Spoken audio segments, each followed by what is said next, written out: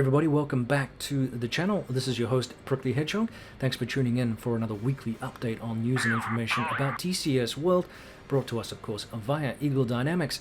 And yeah, they released some really interesting things today as points of discussion, following on, of course, from their big midweek party fest, which was the Super Carrier. And let me know how you're going with the Super Carrier. I will be bringing you more videos on that as time permits. One thing I have noticed is that I do need to be a lot more precise with my flying, thanks to Jello being the LSO and the iFlow system being a little bit more easy to use.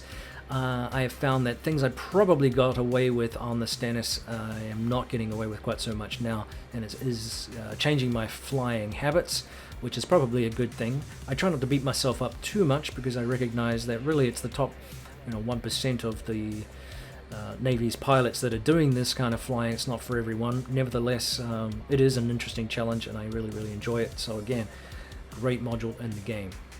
Now, not a huge amount of news this week, but just some interesting points following on from the Super Carrier that Eagle Dynamics raised today. So let's go through those quick, and then you can go back to flying like me, which I'm looking forward to.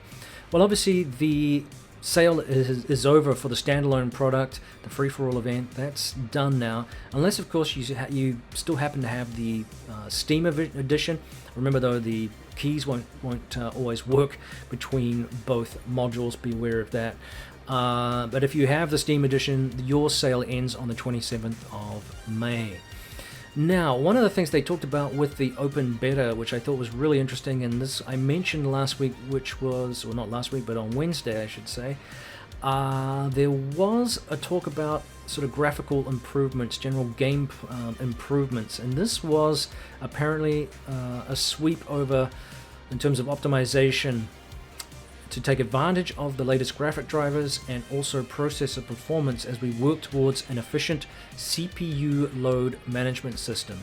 Now, we have talked about this in the past with the way in which the software architecture in DCS World doesn't necessarily take advantage of the newer multi-core processors and some of the new graphics cards and things like that as well. And even with a pretty beefy system, you can notice quite considerable slowdowns. And that kind of occurred a little bit with the Open Beta 2.5.6 after the lighting update, which I found, while it was very pretty, yes, there was a little bit of a hit in terms of processor workload, and thus your frames per second takes a little bit of a hit as well. So let me know how your experience is with that. I definitely noticed an improvement in frame rate.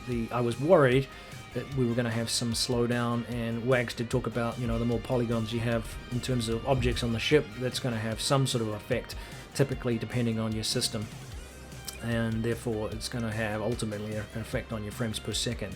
I haven't checked multiplayer yet, but I was having major issues with that in the past, so I'm going to be very curious to see at least if that has made an improvement to that.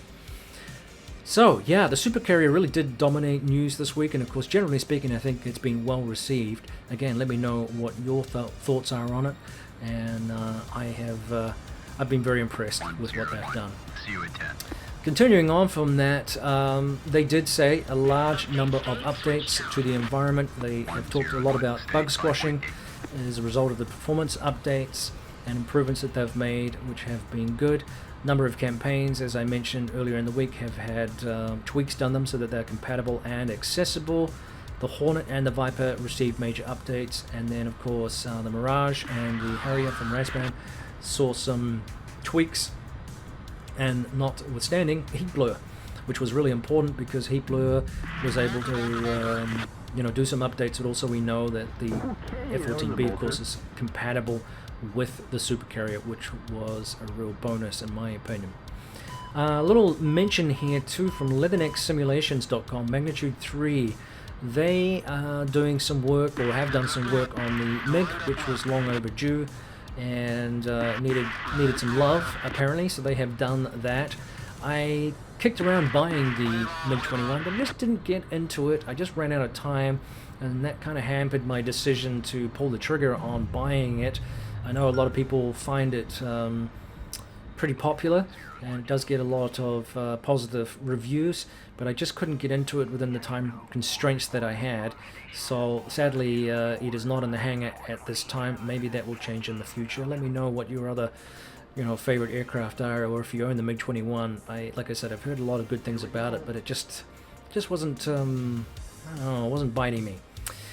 While I was here on Leatherneck's Simulations website, they also mentioned some goodly news about the F4U-1D.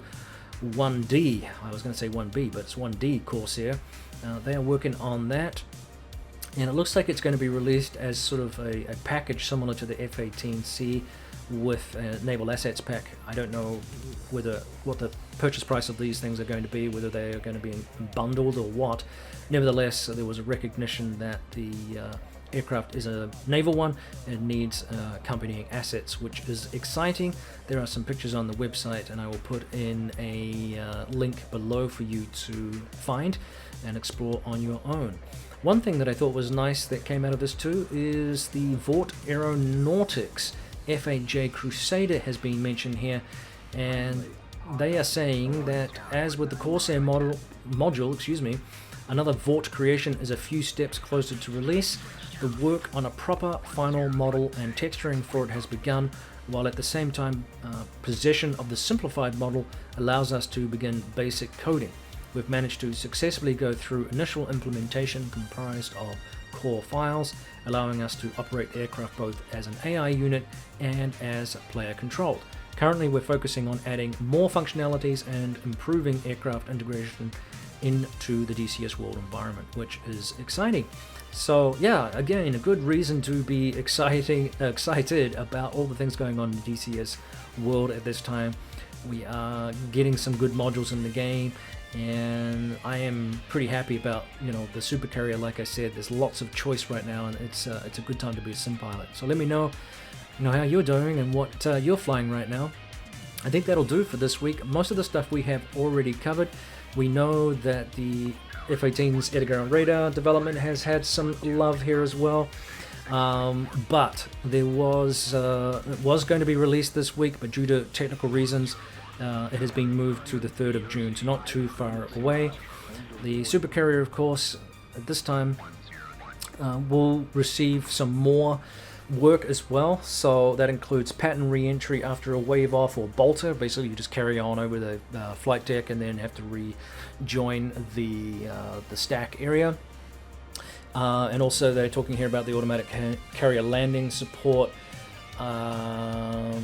You won't, if you do not own the supercarrier, you will not be able to spawn on the deck to take off or catch an arresting wire to land. You would also not be able to take advantage of the new radio communications, the ready room, the LSO station, and air boss stations. So there's still a 20% discount on the supercarrier if you haven't yet pulled the trigger on that. So take advantage. It is worth it. It is really, really immersive, and as I said, it is fantastic. I really like it. I think it's definitely a welcome addition to the game, and just brings a level of immersive coolness that is hard to describe, and that's neat, which I really applaud Eagle Dynamics for what they've done. Okay, that is enough waffle for this week. Again, thanks for tuning in. Thanks for all the likes and subscribes. It keeps the channel chugging along. I couldn't do it without you, so keep hitting that like button. Let me know your thoughts on what's going on with you and how you're experiencing the super carrier. This is Prickly Hedgehog out for another week. Carry on flying, guys. Stay safe.